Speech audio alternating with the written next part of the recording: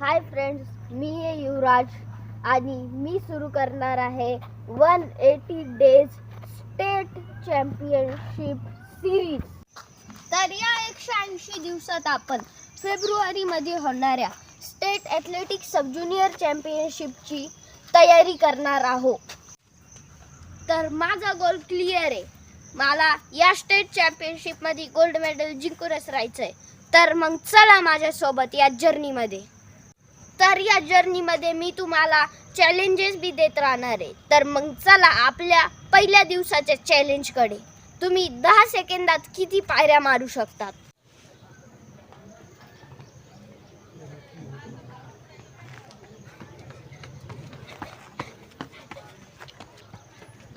तर चला भेटूया डे 2 ला, दुसऱ्या दिवशी।